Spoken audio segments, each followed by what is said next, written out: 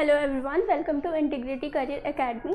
तो मैं सीरीज़ को शुरू कर रही हूँ। अब नेक्स्ट टॉपिक से जो है chapter 13 improvement in food resources. तो लास्ट चैप्टर में हमने देख लिया था नेचुरल रिसोर्सेज। अब ये लास्ट चैप्टर है क्लास 9 का जो एनएसओ की वर्कबुक में आया था। तो शुरू करते हैं। पहला क्वेश्चन क्या है हमारे पास? पहला क्वेश्चन ये है कि which of the following statement is incorrect. हमें बताना है इनकरेक्ट कौन सा है।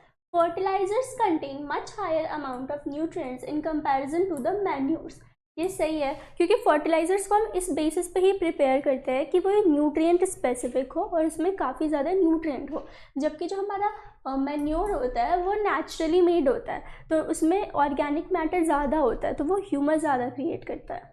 नेक्स्ट क्या है? तो ये तो हमारा सही है। नेक्स्ट क्या है? Manures are a great amount of organic matter in form of humus in the soil.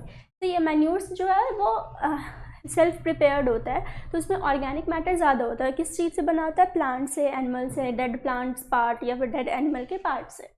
Next क्या है? Both fertilisers and manures are nutrient specific. क्या दोनों न्यूट्रिएंट स्पेसिफिक होगा? नहीं, सिर्फ फर्टिलाइजर न्यूट्रिएंट स्पेसिफिक होता है, क्योंकि हम उसको प्रिपेयर ही ये ध्यान में रख के करते हैं कि एक पर्टिकुलर न्यूट्रिएंट को टारगेट करें जो किसी क्रॉप को ग्रो करने के लिए ज़रूरी है। तो ये गलत है। नेक्स्ट क्या? Fertilisers give short term benefits whereas manure give long term benefits. ये क्योंकि मैन्योर जो है वो नेचुरल प्रोडक्ट्स होते हैं, तो वो आगे तक काफ़ी टाइम तक उस सॉइल में अगर हम देंगे तो उस सॉइल की फर्टिलिटी रीगेन होगी और जितने न्यूट्रिएंट्स थे वो वापस से रिप्लेनिश होंगे। तो ये सही है, ये हमारे पास रॉन्ग ऑप्शन। नेक्स्ट चलते हैं। The term breed refers to. Breed का मतलब क्या होता है? ब्रीड हम किसके लिए वर्ड यूज़ करते हैं? किसी भी एनिमल के लिए, एनिमल के ग्रुप के लिए। तो ब्रीड में क्या होता है कि फैमिली हिस्ट्री सेम होनी चाहिए किसी भी ऑर्गेनिज्म की, और उनके कुछ कैरेक्टरिस्टिक जो है वो सिमिलर होने चाहिए। तो अगर ये दोनों चीज़ कॉमन है तो वो सेम ब्रीड के कहलाएंगे। तो पढ़ते हैं, a group of animal not related by descent. Descent का मतलब क्या होता है? फैमिली ब्लड नहीं। तो अगर वो रिलेटेड नहीं है तो वो सेम ब्रीड में नहीं होगा। A group of animal related by descent and similar in most characters। ये ऐसे ही ऑप्शन यहाँ पे। नेक्स्ट क्या है हमारे पास question? Which of the following are common fresh water fishes. कैसे कौन कौन से फिशेज होते हैं? एक तो फ्रेश वाटर होता है, एक सॉल्ट वाटर होता है जो ओशंस में मिलता है। तो मैकरल नहीं, ओशन में मिलते हैं। हिल्सा सैर्डिन ये भी नहीं। रोहू, कॉमन कार्प और कतला, ये है हमारे fresh water fishes.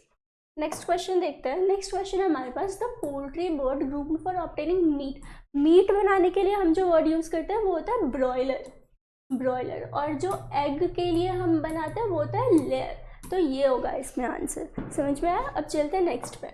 Next question है हमारे पास, select the incorrect match. Cattle disease क्या है? एंथ्रेक्स। एंथ्रेक्स बैक्टीरियल डिजीज़ है, तो ये बैक्टीरिया कॉज कर रहा है। Poultry rinderpest virus. Rinderpest virus ऐसे ही है, बट क्या ये पोल्ट्री को अफेक्ट करता है? नहीं, ये अफेक्ट करता है कैटल को। पोल्ट्री रानीखेत वायरस, ये सही है। कैटल हेमोरेजिक सेप्टिसीमिया और ये बैक्टीरियल डिजीज, ये भी सही है। हमसे क्या पूछा था? इनकरेक्ट। तो ये होगा हमारे पास आंसर। अब चलते हैं नेक्स्ट क्वेश्चन पे। नेक्स्ट क्वेश्चन है हमारे पास, select the group that contains only the micronutrients essential for plant growth। तो पहले तो दो टाइप के न्यूट्रिएंट्स होते हैं। कौन कौन से? माइक्रोन्यूट्रिएंट और मैक्रोन्यूट्रिएंट। तो माइक्रोन्यूट्रिएंट को माइक्रोन्यूट्रिएंट इसलिए कहते हैं क्योंकि जो उसका रिक्वायरमेंट होता है वो कम अमाउंट में होता है, यानी प्लांट्स को वो कम अमाउंट में चाहिए होता है अपनी ग्रोथ के लिए। बट जो मैक्रोन्यूट्रिएंट्स है वो ज़्यादा अमाउंट में चाहिए होता है प्लांट को। तो इनका एग्जाम्पल देख लेते हैं एक बार। मैक्रोन्यूट्रिएंट्स में क्या क्या आता है? Carbon, hydrogen, oxygen, nitrogen, sulphur, phosphorus, calcium, magnesium, ये सब आते हैं मैक्रोन्यूट्रिएंट्स में। माइक्रो में क्या आएंगे हमारे पास? माइक्रोन्यूट्रिएंट्स में आते हैं हमारे पास मॉलिब्डेनम, जिंक, मैंगनीज, कॉपर, निकल, ये सारे के सारे हमारे माइक्रोन्यूट्रिएंट्स में आएंगे। ये प्लांट्स को चाहिए होगा लेस अमाउंट में, और ये चाहिए होगा प्लांट को मोर अमाउंट में। तो इसमें से हमें क्या पता है माइक्रोन्यूट्रिएंट कौन कौन से हैं? सल्फर, मॉलिब्डेनम नहीं, जिंक, कॉपर, मैंगनीज, हाँ ये तीनों के तीनों हमारे क्या है? माइक्रोन्यूट्रिएंट्स। इसमें क्या था हमारा? फॉस्फोरस जो है वो माइक्रो है, तो ये नहीं होगा। मैग्नीशियम भी माइक्रो, ये नहीं होगा। कैल्शियम भी माइक्रो है, ये भी नहीं होगा। ठीक है, अब चलते हैं नेक्स्ट क्वेश्चन पे। नेक्स्ट क्वेश्चन क्या है हमारा, crop improvement by crossing two plants with different desired characteristic in order to combine this is called. दो का पहले तो दो प्लांट्स लेंगे और उनको हम कंबाइन करें तो वो एक हाइब्रिड बन रहा है और इस प्रोसेस को हाइब्रिडाइजेशन बोलेंगे। हाइब्रिडाइजेशन करना क्यों है, क्योंकि सपोज हमारे पास एक प्लांट है, उसकी वो ज़्यादा अच्छे क्रॉप्स देता है और दूसरा जो हमारा प्लांट है वो ज़्यादा स्ट्रॉन्ग है, उसकी इम्यूनिटी स्ट्रॉन्ग है, जल्दी से पेस्ट उसको अटैक नहीं करता है। तो हम क्या करेंगे, इन दोनों की क्वालिटीज़ को कंबाइन करेंगे।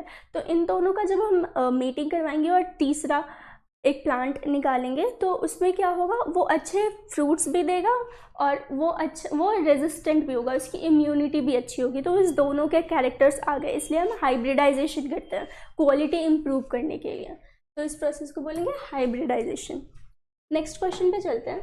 नेक्स्ट क्वेश्चन है हमारे पास, complete the given statement by selecting correct words from the given option. Dash is a kind of manure which is derived from organic waste of plant and animal by using the earthworms. Worms के help से जो हमारे पास बनता है manure, उसको क्या बोलेंगे हम, वर्मी कंपोस्ट।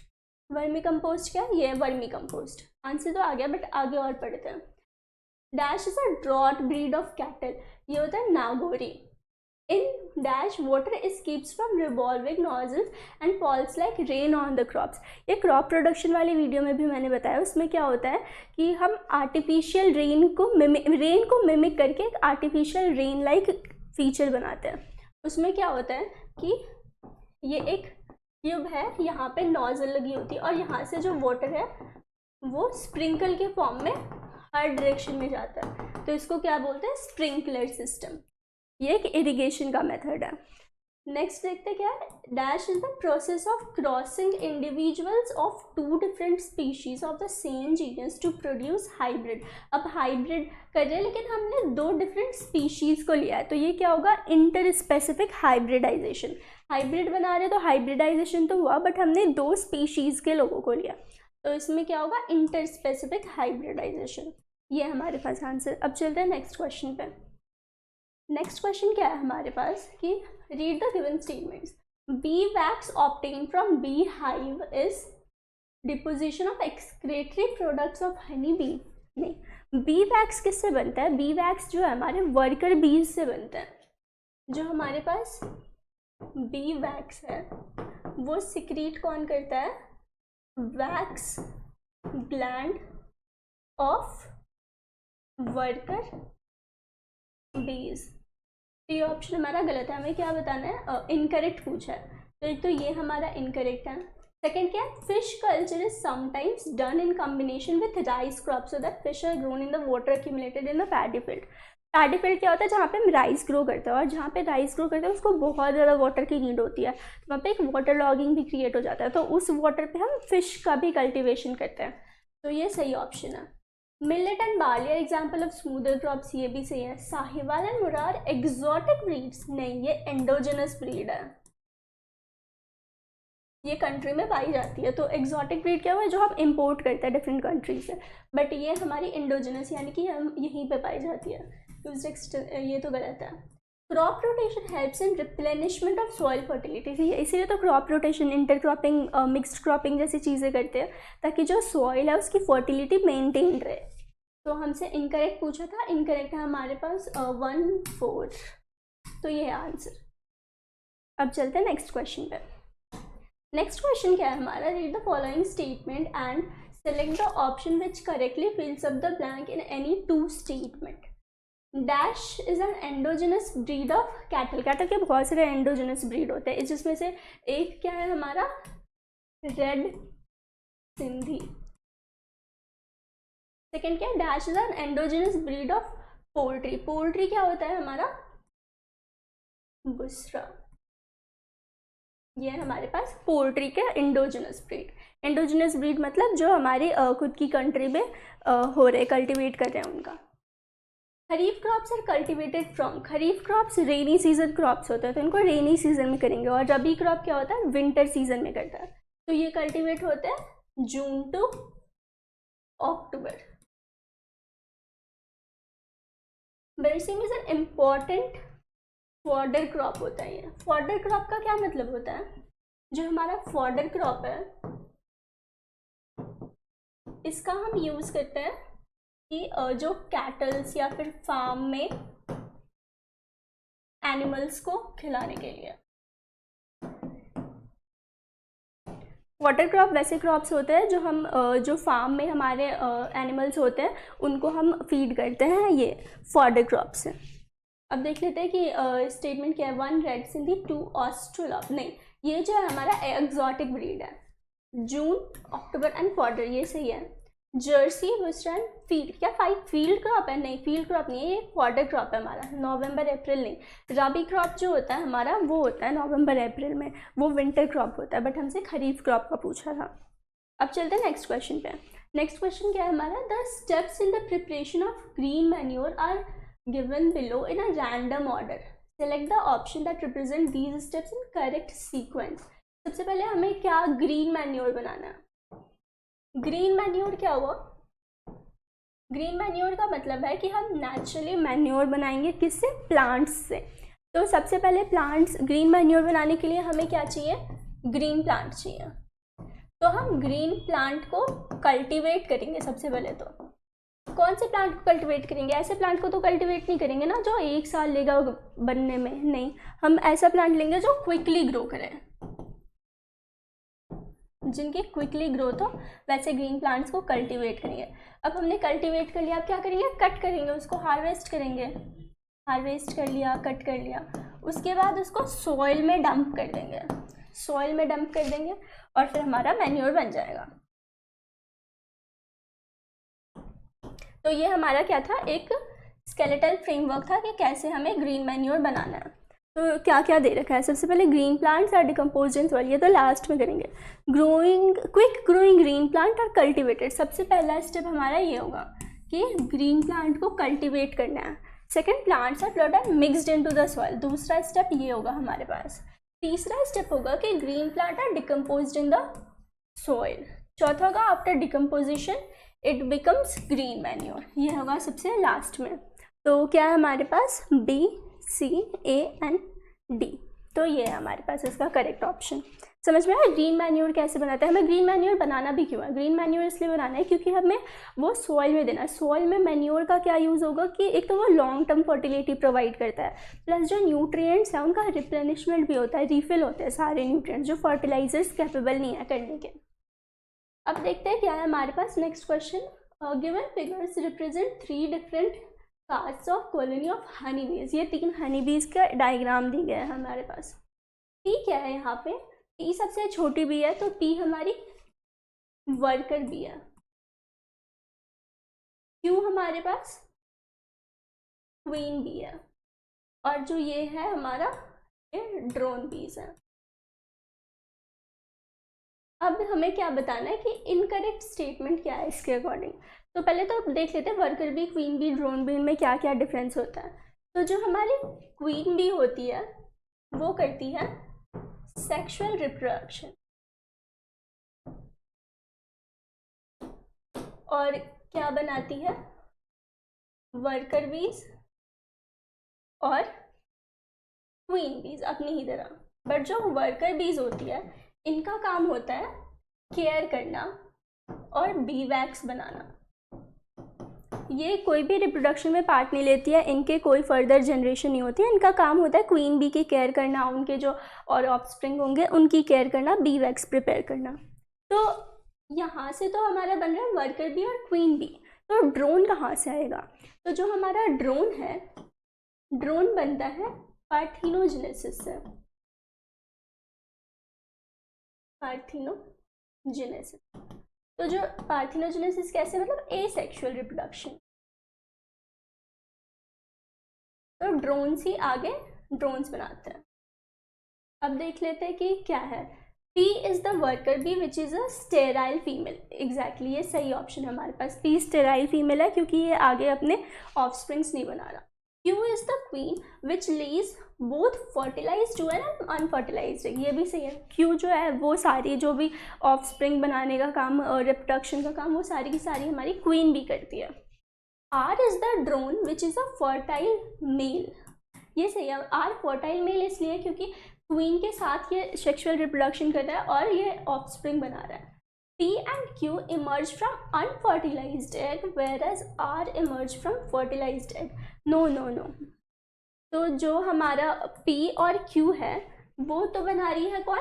क्वीन बी बना रही है, और क्वीन बी तो सेक्सुअल रिप्रोडक्शन से बना रही है, तो ये हमारी फर्टिलाइज्ड एग से बनती है। Fertilised egg. क्वीन बी एक और एग देती है जो होता है अनफर्टिलाइज्ड, तो इस अनफर्टिलाइज्ड एग से हमारा बनता है ड्रोन। ठीक है, समझ में आया? तो जो ये उल्टा दे रखा है यहाँ पे, तो P और Q जो है हमारा वो फर्टिलाइज्ड एग से बनेगा और जो R है वो अनफर्टिलाइज्ड एग से बनेगा। ड्रोन जो है वो अनफर्टिलाइज्ड एग से बनता है। ड्रोन का जो फंक्शन है, ड्रोन का फंक्शन इतना ही है कि जो हमारा ड्रोन है ये पार्थिनोजेनेसिस से बन रहा है, एसेक्सुअल रिप्रोडक्शन से, बट ये जो है क्वीन के साथ मेट करता है सेक्सुअल रिप्रोडक्शन के लिए और एग बनाने के लिए।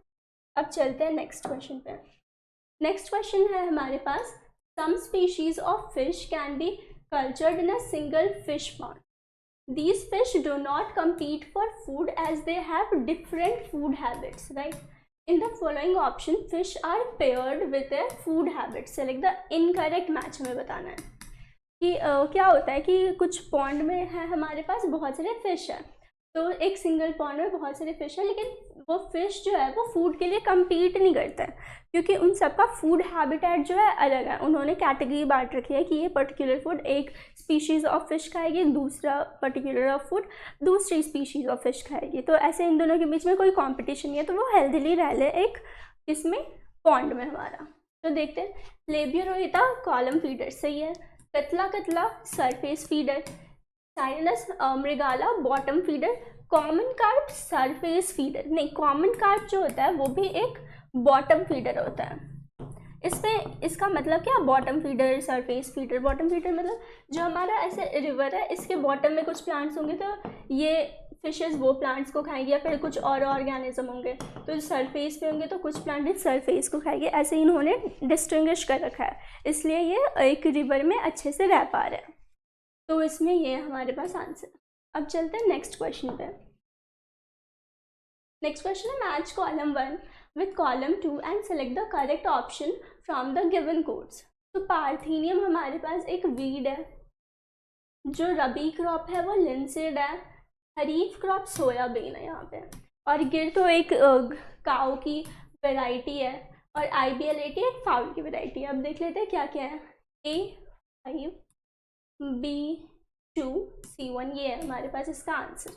D3 and E5 E4। Next देखते हैं क्या है हमारे पास। Read the following statement carefully and select the option that correctly identifies them as true and false। देखना है क्या क्या है। The worker bees are provided with hypopharyngeal glands for secretion of bee milk। Next क्या है, current space is a high yield, ये सही है हमारे पास। वर्कर बीज ही तो हमारे बी वैक्स बी मिल्क बना रहे हैं, सही ऑप्शन हमारे पास।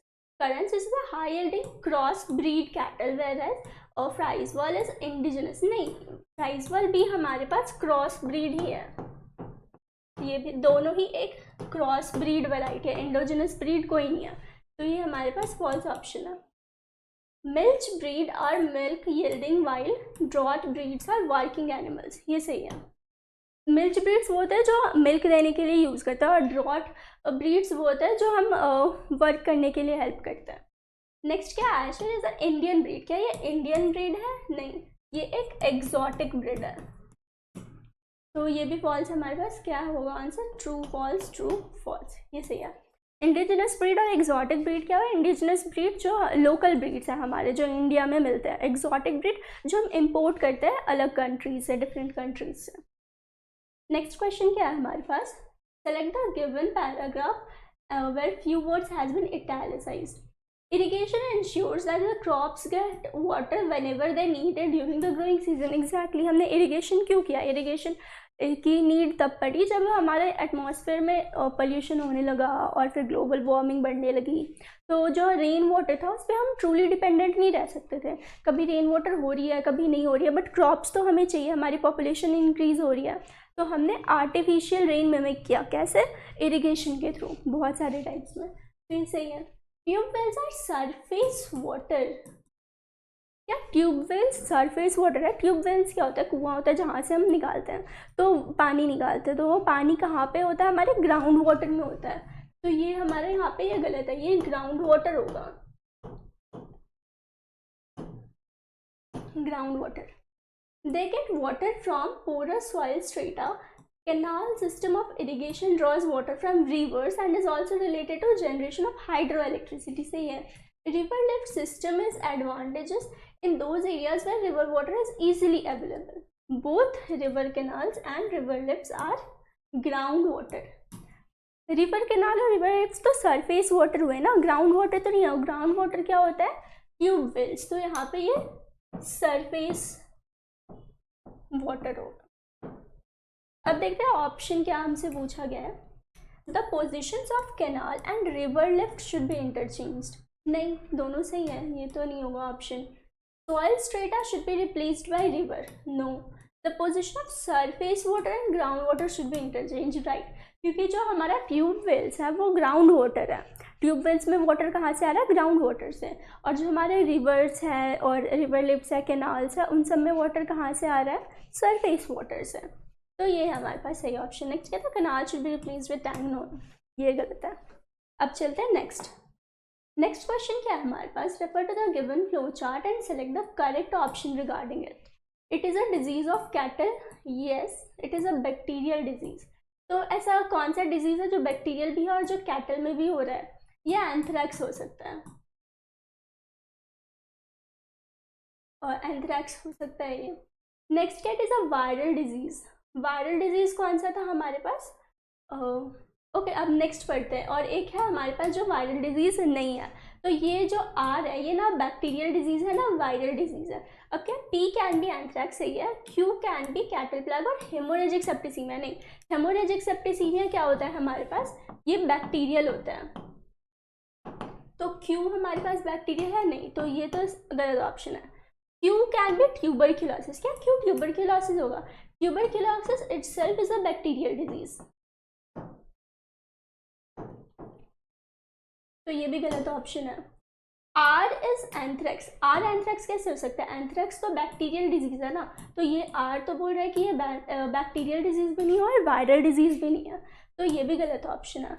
P can be haemorrhagic septicaemia. P haemorrhagic septicaemia हो सकता है क्योंकि हेमोरेजिक सेप्टिसीमिया एक बैक्टीरियल डिजीज है। और क्यू कैन बी राइंडरपेस्ट। राइंडरपेस्ट भी हो सकता है क्योंकि ये एक वायरल डिजीज है। और क्यू क्या बोल रहा है कि एक वायरल डिजीज है, और ये दोनों किस में होते हैं? कैटल में होता है। तो ये है हमारे पास यहाँ पे सही ऑप्शन। अब देखते हैं नेक्स्ट क्वेश्चन क्या है हमारे पास। नेक्स्ट क्वेश्चन है, read the given passage and answer the following questions. 3 different cropping patterns X Y Z. कोई तो 3 डिफरेंट क्रॉपिंग पैटर्न है X Y Z are applied to get maximum benefits from a crop field.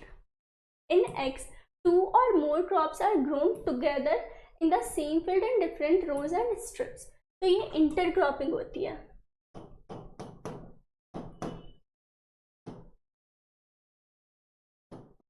Intercropping का क्या मतलब होता है कि हम सेम फील्ड पे एक टाइम पे डिफरेंट रोज में डिफरेंट क्रॉप्स ग्रो करने दे रहे हैं। क्यों क्रॉप्स को ग्रो करने देना है? क्योंकि हम डिफरेंट क्रॉप्स को क्यों कंबाइन कर रहे हैं, ताकि एक की न्यूट्रिशन रिक्वायरमेंट दूसरी फुलफिल करे और सॉइल में भी फर्टिलिटी बनी रहे। नेक्स्ट क्या है? इन वाई ऑल्सो 2 और more crops are grown together but not in definite rows. यानी कोई डेफिनेट रोज नहीं है उनके इंटरक्रॉपिंग में, जैसे एक रो मेज की हुई, दूसरी रो वीट की हुई, ऐसे, बट इसमें कोई रो फिक्स्ड नहीं है। तो ये मिक्स्ड क्रॉपिंग हुई, हमने कैसे भी मिक्स्ड कर दिया है, बट कोई भी डेफिनेट पैटर्न नहीं है मिक्स्ड क्रॉपिंग का।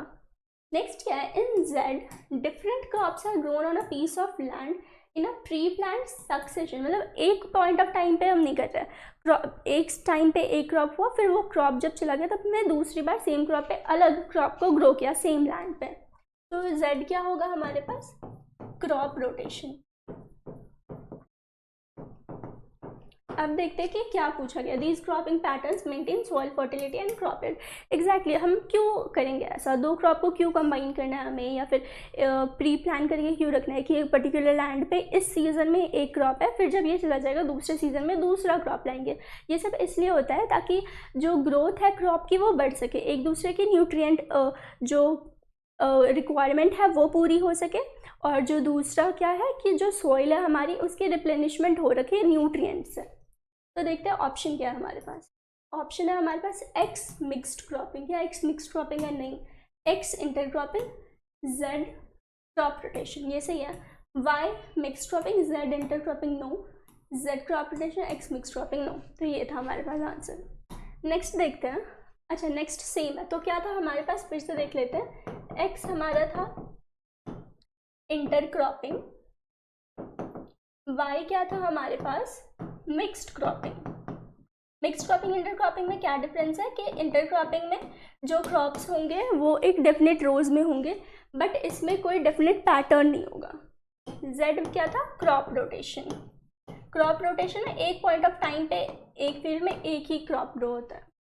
अब देखते हैं कि which of the following is correct regarding the criteria of crop selection. In Z the crop must have different maturation time, नहीं ये रिक्वायर्ड नहीं है क्रॉप रोटेशन में।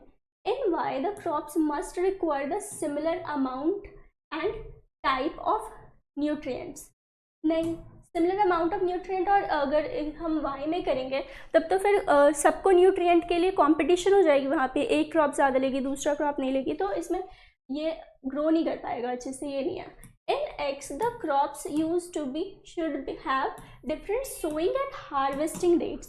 ये सही है।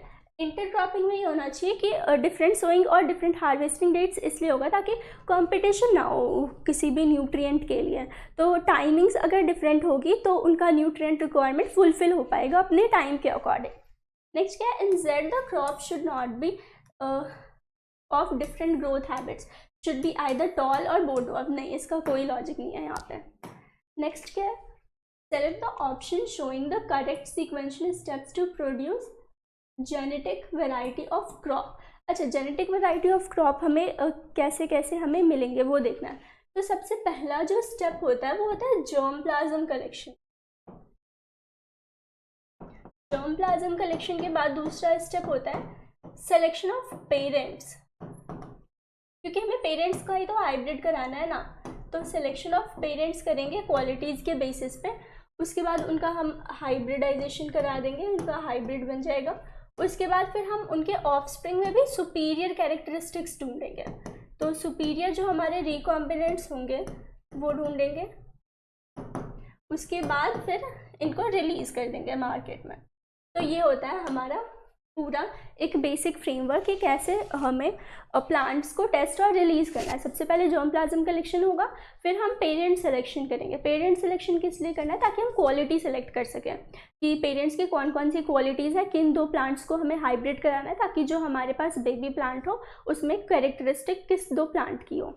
नेक्स्ट उसके बाद हाइब्रिडाइजेशन होगी, फिर सुपीरियर रिकॉम्बिनेंट। अब उसके बाद भी कुछ 4-5 प्लांट्स होंगे, एक दो फॉल्स रिजल्ट देंगे, एक दो में हो सकता है कि उनके वर्स्ट कैरेक्टरिस्टिक्स आ जाए, तो हमें बेस्ट वाला ढूंढना है। तो अब जो रिकॉम्बिनेंट सबसे सुपीरियर होगा उसका सिलेक्शन करेंगे, उसके बाद रिलीज़ कर देंगे उसको मार्केट में। अब देखते हैं क्या ऑप्शन है, selection of parent, hybridisation, then germ plasm. नहीं, germ plasm collection, selection of parents, hybridization of selection of parents, selection of superior recombinant, then testing and release। ये हमारे पास सही ऑप्शन। तो इसी के साथ ये चैप्टर भी हो गया, और क्लास 9th के जितने भी चैप्टर्स थे जो NSO में पूछे गए थे उनके सारे क्वेश्चन मैं डिस्कस कर चुकी हूँ। क्लास 9th की ये सीरीज़ कंप्लीट होती है। तो अगर आपको कोई भी डाउट हो तो आप कमेंट सेक्शन में पूछ सकते हैं। आई होप आप लोगों को समझ आया होगा।